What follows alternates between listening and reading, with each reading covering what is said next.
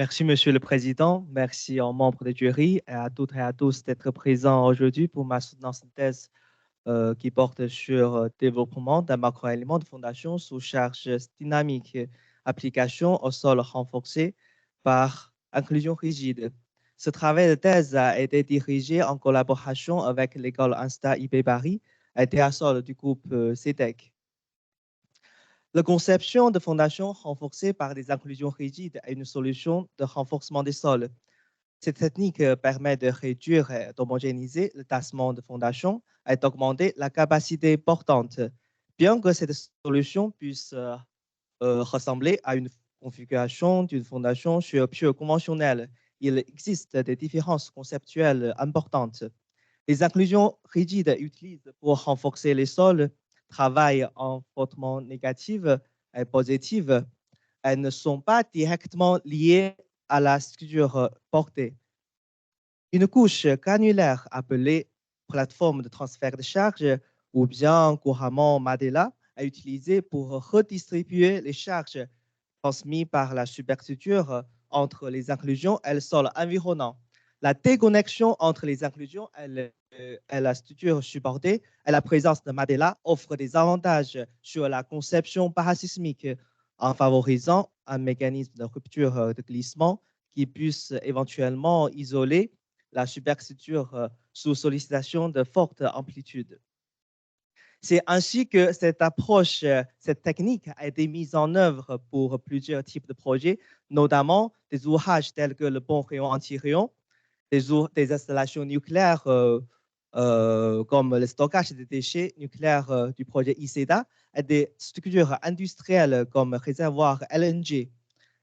Son utilisation s'est révélée particulièrement efficace dans des conditions géotechniques ou sismiques très exigeantes.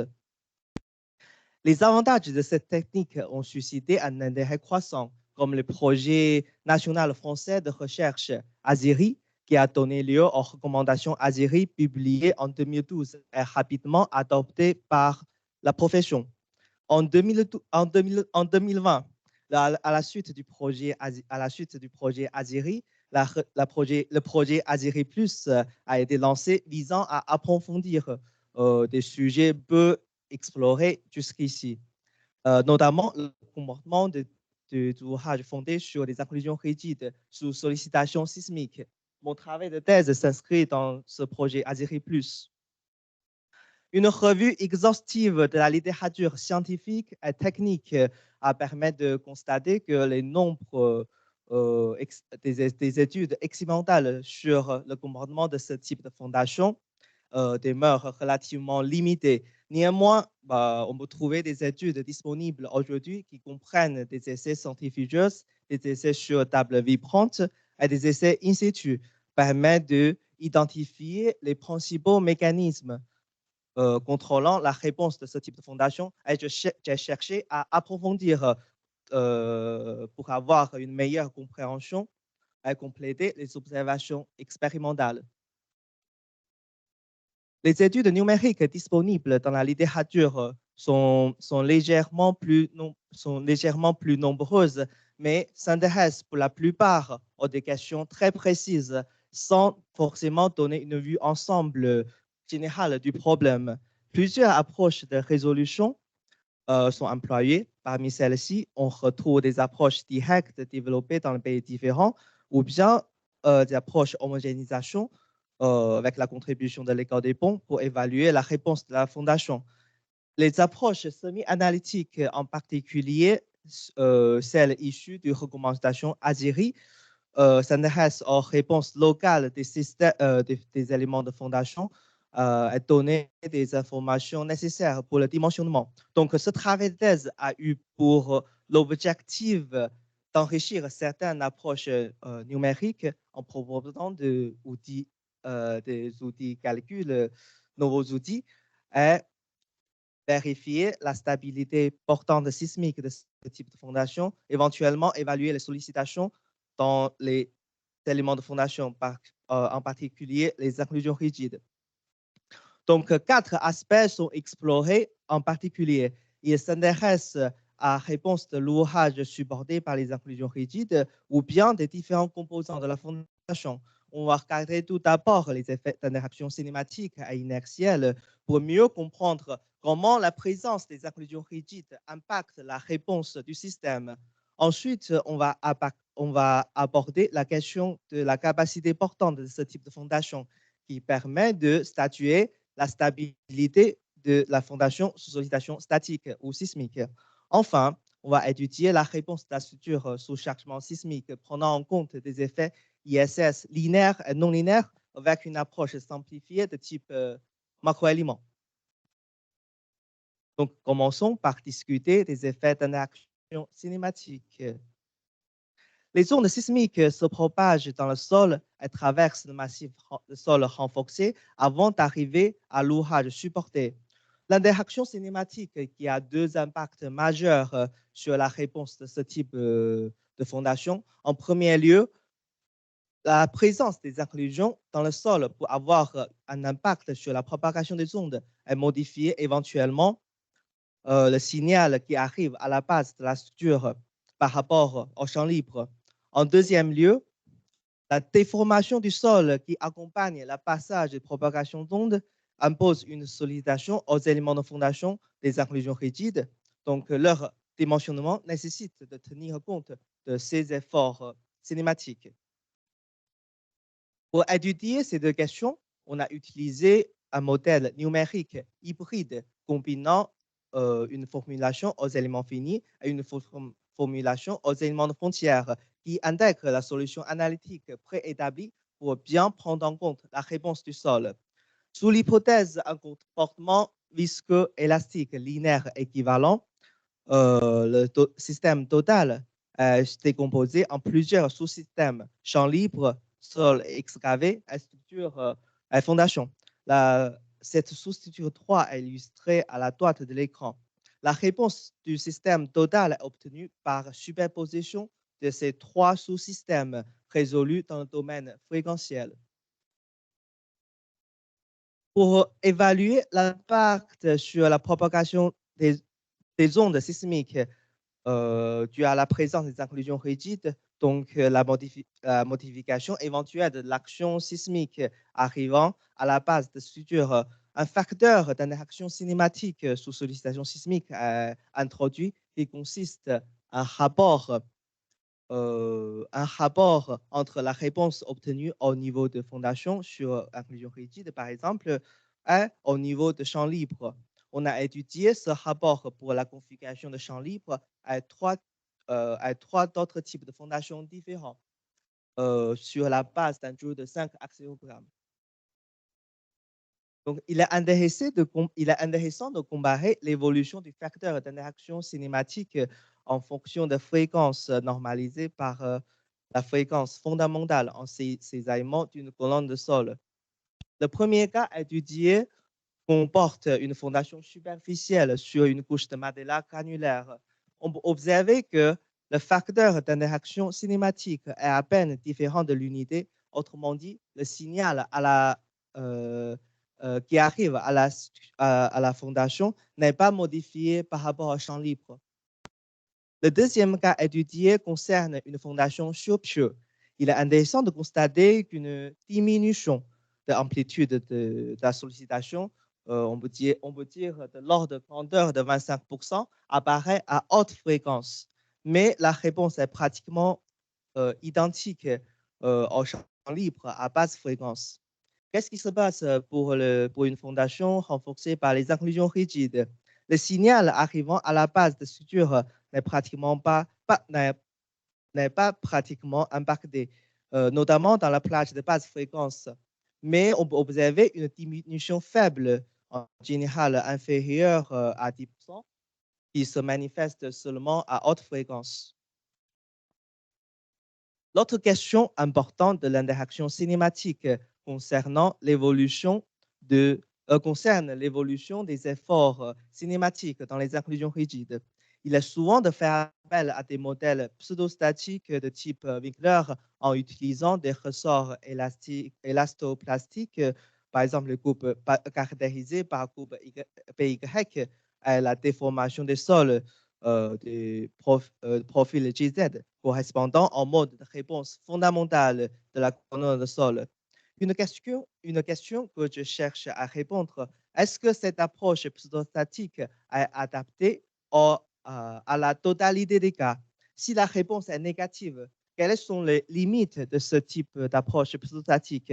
Donc, pour répondre à cette question, nous avons utilisé une deuxième modélisation, une approche dynamique avec modèle complet. Voici une configuration examinée dans le cadre de ce travail. L'enveloppe du moment fléchissant est présentée à la droite. En général, on peut constater que les deux approches dynamiques ou approches pseudostatiques, permettent de reproduire la même allure des efforts, c'est-à-dire les moments fléchissants, le long des inclusions. Cependant, on constate des différences au niveau des interfaces entre deux couches où il y a un contraste de rigidité. Les observations effectuées dans le cadre de travail sur 3 profils de sol, le moment observé par l'approche dynamique et l'approche pseudostatique sont résolus dans ce figure en fonction de contraste de rigidité évalué par un rapport de propagation d'onde de Mandela et le sol mou est la différence relative entre ces deux approches. Si on regarde ces figures, pour des faibles contrastes de rigidité, je dirais que ce rapport entre 2 et 1,5, on peut dire que l'approche pseudostatique conduit systématiquement une estimation par excès des efforts, c'est-à-dire les moments fléchissants dans les inclusions. Mais si on regarde les cas avec fort contraste de rigidité, l'approche pseudostatique semble donner une faible sous-estimation. Donc, pour des forts contrastes de rigidité, l'approche dynamique semble préférable afin de ne pas sous-estimer les moments fléchissants au niveau des inclusions. Pour résumer cette partie d'étude, voici les enseignements principaux concernant modification de l'action sismique en présence des inclusions. On peut dire que cet effet est négligeable, surtout à la basse fréquence. Concernant les moments fléchissants cinématiques dans les inclusions, si on rencontre une interface avec un fort contraste de rigidité, l'approche dynamique est conseillée. Sinon, pour d'autres configurations, l'approche pseudostatique semble largement acceptable. Passons maintenant au deuxième aspect que nous avons étudié concernant les effets d'interaction inertielle. Il y a donc deux questions principales auxquelles on cherche à répondre. Le premier est de savoir comment ces efforts d'inertie vont traverser le Mandela et redistribuer entre les inclusions et le sol environnant. La deuxième question vise à identifier la manière dont la présence des inclusions impacte les conditions d'appui de la structure supportée en tenant compte de l'effet fréquentiel. Pour ce faire, on utilise la notion fonction d'impédance qui permet d'estimer l'évolution de hauteur et l'abrutissement apparent en fonction de fréquence. On traite d'abord la première question. On cherche à comprendre comment les efforts inertiels transmis par la structure à la fondation sont transférés en tête des inclusions. Donc, on propose le concept de facteur efficacité pour évaluer ce mécanisme. Ces facteurs efficacité comparent la somme des forces effectivement transmises en tête des inclusions à la force totale appliquée par la structure au niveau de fondation pour une direction donnée, soit verticale, soit horizontale. On étudie ici le facteur efficacité vis-à-vis des charges verticales et horizontales. Pour cela, un modèle aux éléments finis est utilisé en appliquant un chargement monotone statique au niveau de Hadier selon la direction d'intérêt. Donc, on a aussi fait varier la rigidité du Mandela pour étudier l'évolution du rapport de pour évolution du rapport d'efficacité en termes de contraste de rigidité entre le matelas et le sol mou. Selon ces résultats, on peut constater que les deux coefficients d'efficacité verticale et horizontale augmentent lorsque le contraste de rigidité augmente, mais les valeurs selon la direction verticale sont beaucoup plus importantes que ces valeurs dans la direction horizontale. Cette observation nous raconte que le fait que le système renforcement par l'inclusion rigide travaille préférentiellement dans la direction verticale au lieu de la direction horizontale. La deuxième question étudiée concernant l'impact des inclusions sur la réponse de l'ouvrage supporté. Comme mentionné à l'instant, le concept des impédances dynamiques à utiliser pour étudier ce phénomène. Un modèle numérique hybride similaire à ce qu'on a utilisé pour étudier l'effet cinématique employé ici également. Donc, je présente ici les configurations de calcul retenues s'inspirent de celles susceptibles d'être rencontrées dans les zones sismiques. On se limite ici maintenant à présenter cette configuration de référence et commander plusieurs observations générales qui se trouvent également dans les autres configurations étudiées. Commençons tout d'abord, par exemple, la raideur dynamique. Pour avoir un point de repère, on a calculé et tracé les impédances correspondant pour une fondation superficielle et une fondation sur pieux. Les valeurs sont normalisées par la raideur statique d'une fondation superficielle. L'axe abscisse est représenté en termes de fréquence adimensionnelle à 0. La première observation qu'on peut faire concernant la réponse selon la direction horizontale, pour laquelle on a une réponse quasi identique à une fondation superficielle. Sinon, dans les directions verticales et rotationnelles, on a constaté que la raideur dynamique d'une fondation sur inclusion rigide se trouve entre la réponse d'une fondation superficielle et une fondation sur pieux. De plus, l'évolution de raideur avec la fréquence suit de même manière la même tendance. L'autre résultat concernant taux d'amortissement, on peut observer que dans la direction horizontale, la réponse est pratiquement identique à celle d'une fondation superficielle. En revanche, pour la direction verticale et rotationnelle, l'amortissement observé est conforme aux des valeurs observées pour une fondation sur pieux. On introduit ici aussi le concept de facteur d'amplification dynamique qui permet de calculer le rapport de la réponse de la fondation sous sollicitation dynamique et sous sollicitation statique monotone de même amplitude. Si ce facteur est supérieur à l'unité, on peut dire qu'il existe une amplification due à l'effet dynamique.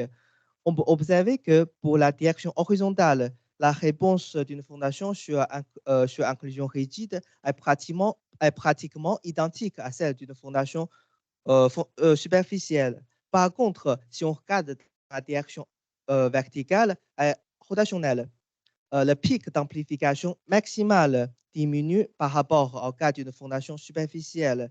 Le facteur d'amplification dynamique pour une fondation sur inclusion rigide a une forme très proche de celle observée pour une fondation sur pieux dans la direction verticale rotationnelle. Pour résumer cette partie des études, il est clair qu'une hétérogénéité forte est introduite par la présence des inclusions. Concernant la direction horizontale, on peut observer que les efforts horizontaux transitent principalement par les terrains supports. C'est pour ça qu'on a observé que l'efficacité verticale est beaucoup plus supérieure que l'efficacité horizontale. Sinon, concernant le raideur dynamique, amortissement et l'amplification dynamique pour ce type de fondation, ces valeurs sont comparables à celles d'une fondation superficielle. Ce constat est fait pour plusieurs configurations étudiées en variant le taux de substitution, le diamètre des inclusions, espacement, profil de sol, etc. Si on regarde la direction verticale et rotationnelle, on peut dire que la raideur dynamique d'une fondation sur un crayon rigide se trouve entre la fondation superficielle et la fondation profonde. Son caractéristique amortissement d'ISS est équivalent à une fondation profonde. Avec la présence des inclusions, l'amplification dynamique est beaucoup plus faible qu'une fondation sans inclusion rigide. Et cette amplification est comparable à celle d'une fondation sur pieux. Après avoir étudié des phénomènes ISS, des effets cinématiques inertiels, donc maintenant, il est important d'étudier aussi la stabilité sismique et la capacité portante de ce type de fondation. Parce que même si on connaît les raideurs, les amortissements, les efforts cinématiques dans les inclusions, il n'est pas suffisant pour me dire si ma fondation renforcée se tient ou pas avec telle sollicitation sismique. Donc, comment déterminer cette capacité portante de ce type de fondation et évaluer la stabilité sismique? Si on regarde dans la littérature, la réponse c'est calcul à rupture. La théorie de calcul à rupture est identifiée comme un moyen pertinent, surtout l'approche cinématique par l'extérieur, parce que cette approche il a déjà réussi à utiliser pour étudier la capacité portante d'une fondation superficielle ou bien la stabilité des pentes renforcées ou non renforcées. Ce qu'on peut trouver dans la littérature, c'est une application de l'approche cinématique par l'extérieur pour le projet célèbre, le pont rayon-anti-rayon. Il s'agit d'une fondation de grande dimension, inclusion avec section forte inertie. L'épaisseur du matelas est négligeable par rapport à la dimension de fondation. Le mécanisme de rupture s'inspire de ceux d'une fondation superficielle en ajoutant une pente de cisaillement est confirmée finalement par l'observation des essais centrifugeuses. Le domaine de stabilité pour cette fondation est obtenu par la superposition de celui de glissement et celui de calcul à la rupture qui représente le mécanisme perte de capacité portante. Inspiré par cette étude sur le pont rayon-anti-rayon, dans ce travail, on se concentre sur l'application de l'approche cinématique par l'extérieur pour étudier la configuration avec fondation de relativement petite dimension, des inclusions rigides de faible inertie. Dans ce cas-là, l'épaisseur du matelas n'est pas négligeable par rapport à la dimension de fondation. On va utiliser le même principe, mécanisme de rupture pour être inspiré par le mécanisme bloc par bloc proposé par Fondation Superficielle. Alors, dans ce cas, pour ce type pour cette configuration des inclusions, on a le besoin de proposer un multicritère adapté pour les inclusions rigides de faible inertie pour prendre en compte la contribution des inclusions rigides. Concernant le domaine de stabilité, vu que l'épaisseur de matelas n'est pas négligeable, on a proposé aussi des mécanismes de rupture correspondants. Voici les trois familles de modes de rupture proposées pour utiliser l'approche cinématique par l'extérieur. Dans ce cadre de travail, on a proposé un premier mécanisme. Il s'agit d'une rupture au sein de matelas. La deuxième rupture représente une rupture de glissement entre le matelas et le sol mou renforcé. Enfin, le troisième mécanisme correspond à la rupture traversant dans la zone sol mou renforcé. Les deux premiers mécanismes ont été déjà étudiés pour les fondations superficielles non renforcées parce que si on regarde l'expression, leurs bornes supérieures de domaine stabilité sont liées seulement aux puissances de sol et puissances des efforts externes. On ne voit pas la contribution des inclusions rigides en termes mathématiques. Le troisième mécanisme qui implique la rupture dans le sol mou renforcé est de nature plus complexe. Donc, il faut prendre en compte à la fois la contribution du sol et la contribution des inclusions rigides. Si on regarde de près les différentes puissances, voici les expressions pour la contribution des sols et la contribution des inclusions rigides. L'inertie des sols est prise en compte dans la puissance des efforts externes, sauf les efforts appliqués sur la fondation. Il y a des efforts volumiques Fx et Fy qui représentent les forces d'inertie du sol. Les mécanismes de rupture cinématique observés dans les fondations superficielles servent de champ de vitesse virtuel pour évaluer la contribution des sols. Par exemple, le mécanisme proposé dans le travail de Salançon et Becker, il s'agit de mécanismes de bloc par bloc ou bien un bloc rigide avec rotation pure. Comment les inclusions sont prises en compte? Les inclusions sont divisées par la surface de rupture en deux parties, longueur l'intérieur et longueur extérieure. Elles sont prises en compte par des forces à l'intersection entre la discontinuité de vitesse et les inclusions. Ces forces sont déterminées dans le cadre de ce travail par multicritères. Donc, c'est quoi le multicritère? Multicritère est composé de tous les critères de rupture possibles pour une inclusion modélisée par un embedded beam. On peut avoir bien sûr un critère qui décrit la résistance propre de l'inclusion ou bien la résistance de l'interaction verticale qui décrit le frottement latéral, la résistance en pointe des inclusions, ainsi que le poinçonnement de la tête des inclusions dans le matelas. Concernant l'interaction d'effort normal, il y a deux possibilités, soit plastification du sol, donc la pression latérale du sol touche la pression limite du sol environnant, ou bien sous la pression latérale, il y a un moment fléchissant généré qui induit éventuellement une plastification de l'inclusion. Une méthode d'équilibre limite est proposée pour étudier l'interaction d'effort normale. La pression limite est saturée selon la longueur l'intérieur et la longueur l'extérieur. Donc, le domaine utile est limité par ces critères. Les efforts admissibles qui peuvent être fournis par les inclusions sont inclus tous dans cette zone. Mais comment déterminer ces efforts?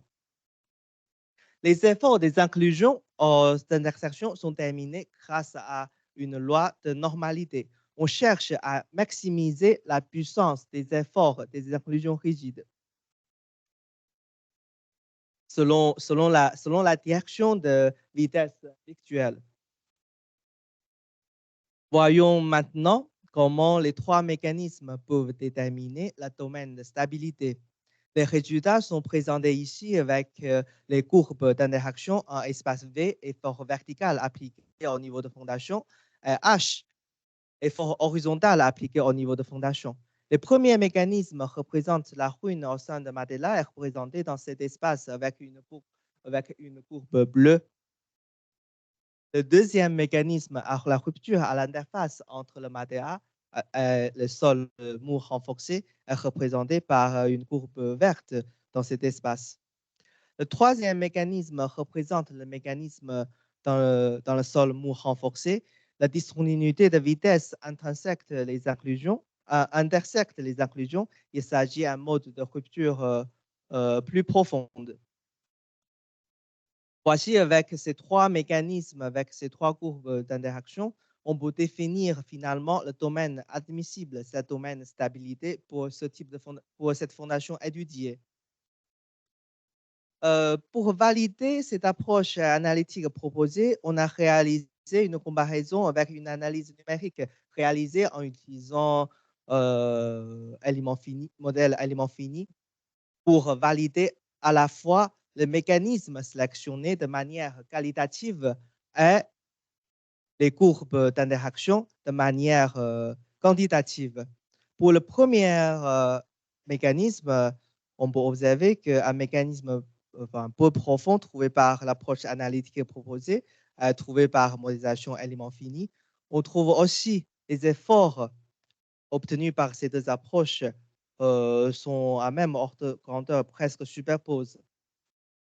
Le même mécanisme sont observés par modélisation élément fini pour le deuxième mécanisme, rupture entre le Mandela et le sol renforcé. Pour le mécanisme 3, pour une charge un peu loin de la capacité portante, on peut observer qu'ici, il y a juste une légère sous-estimation par l'approche analytique. Et une charge, on a aussi choisi un point, une charge plus proche de la capacité portante. On voit que le mécanisme de rupture trouvé par l'approche analytique proposée est similaire à modélisation numérique élément fini. En termes de valeurs du diagramme d'interaction, on trouve que le résultat est assez satisfaisant. Maintenant, il est intéressant de comparer au domaine stabilité d'une configuration sans inclusion rigide et avec inclusion rigide. Il est évident que la capacité portante du système avec renforcement est environ presque, on dirait, 2 fois que celle de la fondation superficielle sans renforcement. Le domaine stabilité pour la fondation renforcée est aussi beaucoup plus grand que le domaine stabilité trouvé par la configuration sans inclusion rigide. Donc, en face de sollicitation sismique, ce qui nous intéresse aussi, c'est de représenter les forces d'inertie du sol dans le cadre de ces calculs. Donc, il est intéressant d'étudier comment les effets de force d'inertie du sol impactent le domaine de stabilité. Les courbes d'interaction sont tracées pour plusieurs niveaux de force d'inertie du sol. On peut noter que avec la présence des sols inertie, seulement la partie droite des courbes est impactée, c'est-à-dire le mécanisme 3, le mécanisme plus profond dans la zone sol renforcée. Si on regarde cette figure en termes de dimensionnement pratique, comme on a souvent un facteur de sécurité de 2 ou 3 par rapport à la capacité portante verticale, on est souvent tombé dans cette zone. Donc, on voit qu'il n'y a pas d'effet d'inertie des sols sur le diagramme de stabilité. Pour résumer cette partie, on dirait qu'on a réussi à appliquer l'approche cinématique de calcul dans le cadre de la théorie du calcul à la rupture pour étudier la capacité portante et la stabilité pour considérant l'inclinaison et l'excentrement des charges, ainsi que les efforts d'inertie du sol.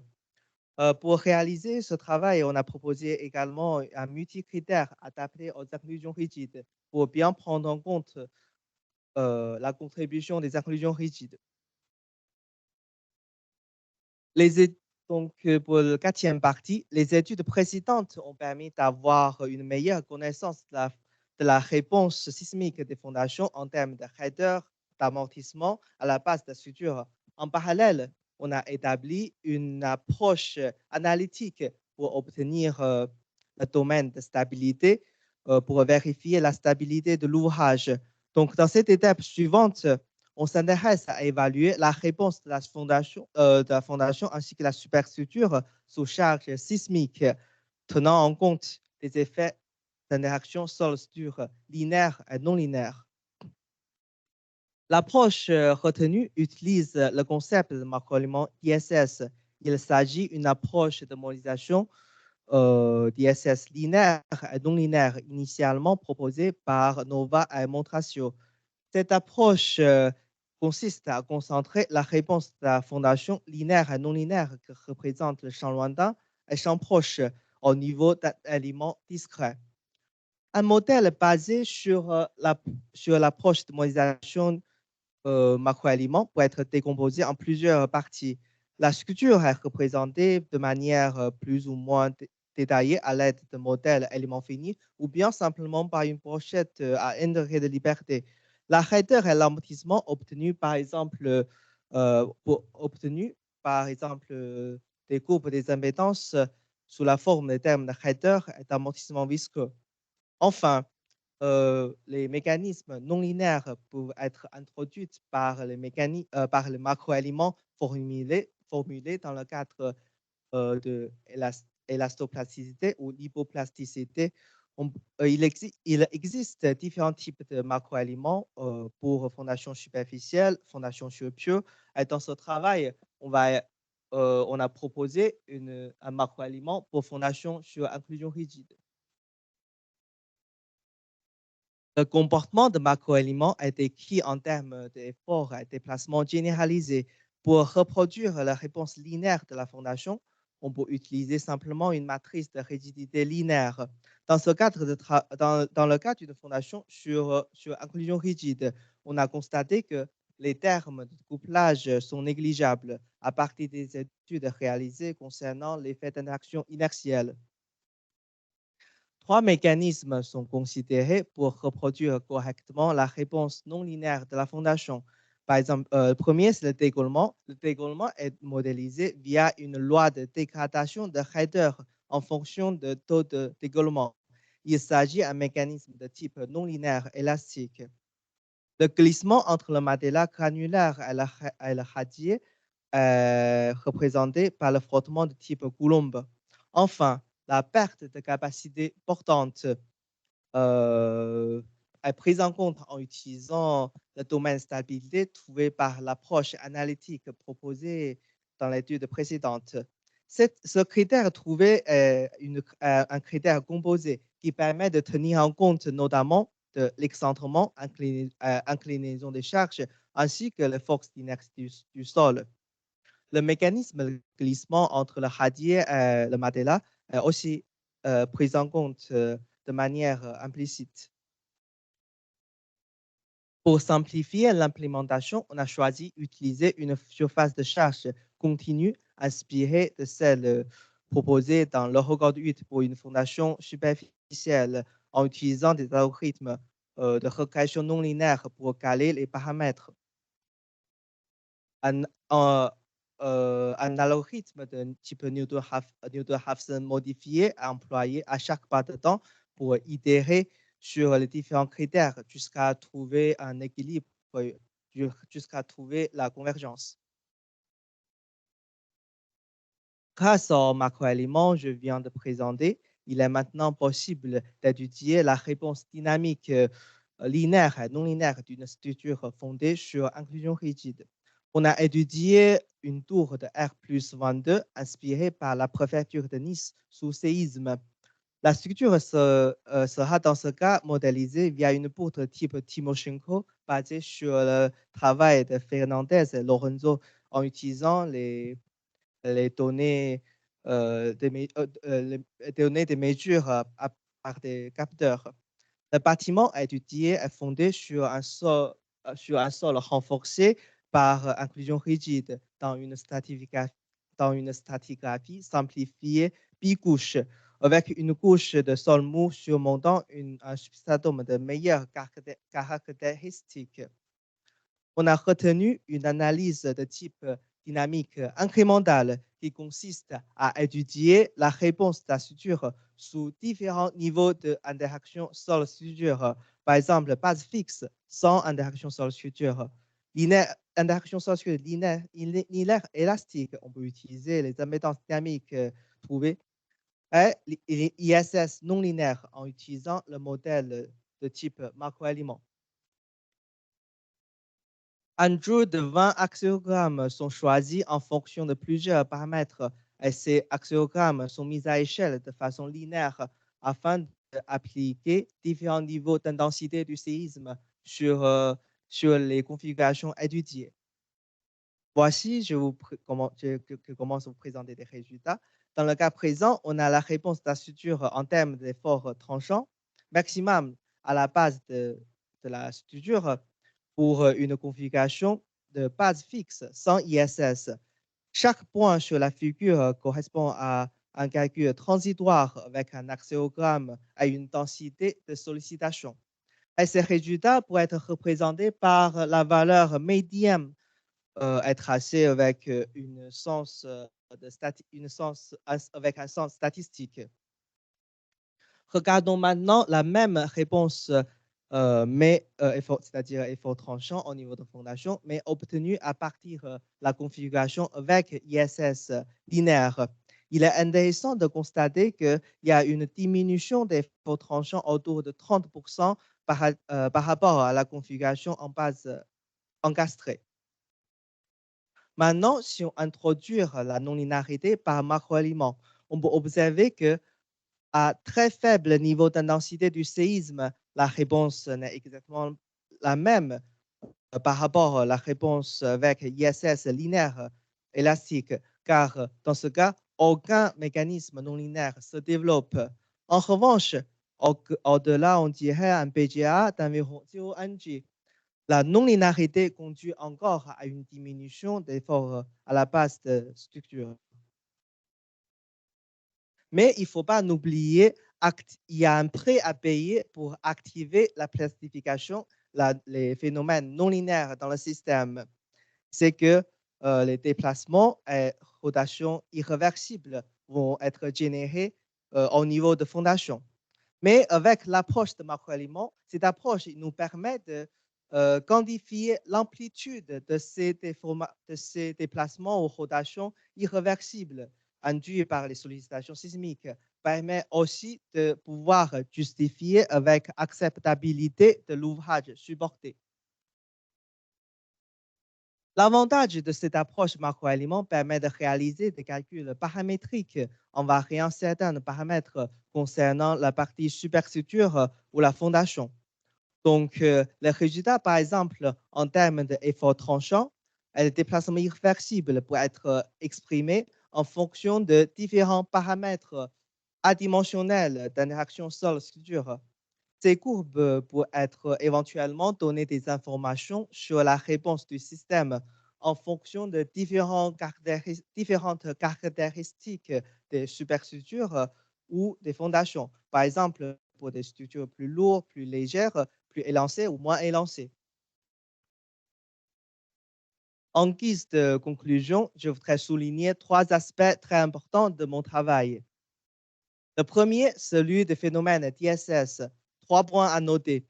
Les réponses sont distinctes entre les directions verticales et rotationnelles en termes des impédances dynamiques et les efficacités de distribution des charges.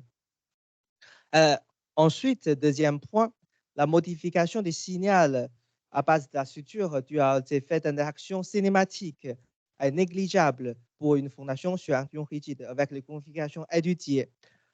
Sinon, concernant le dimensionnement des inclusions rigides sous sollicitation sismique, avec les observations, on peut dire que l'approche dynamique est conseillée pour les interfaces avec fort contraste de rigidité au lieu de l'approche pseudostatique. Concernant l'approche analytique proposée pour déterminer la capacité portante statique et sismique des fondations renforcées par inclusion rigide, on a développé un multicritère adapté aux inclusions rigides. Il est utilisable pour vérifier pour des formalismes de sécurité de fondations pseudostatiques ou bien implémenté dans des outils de type macroéléments. Donc, troisième aspect, un macroaliment DSS développé pour les fondations sur inclusion rigide. Cet outil nous permet de prendre en compte les différents mécanismes DSS non linéaires de ce type de fondation, décollement, glissement, perte de capacité portante. Il y a aussi une continuité assurée entre le modèle numérique tenant compte de l'ISS linéaire et des analyses en déplacement, c'est-à-dire non linéaires. En termes de perspectives, différentes options sont envisagées concernant l'étude sur la capacité portante et stabilité sismique de la fondation. On peut envisager un mécanisme 3D pour évaluer l'effet 3D sur la capacité portante. Concernant le développement de macroéléments d'ISS, il pourrait être aussi important de faire des études sur la comparaison croisée avec les études réalisées au laboratoire en centrifugeuse, au laboratoire de l'université Gustave Eiffel. Suite à des études de fait ISS, on va continuer les études par comparaison croisée avec les études expérimentales comme les données disponibles dans le cadre du projet ICEDA. Il est aussi important d'étudier de nouvelles configurations non moins courantes par rapport à ce qu'on a étudié dans le cadre du travail de thèse. Par exemple, des inclusions rigides avec la section plus grande ou bien la taille de radier de dimension importante pour éventuellement entrer dans le domaine non linéaire. Merci pour votre attention.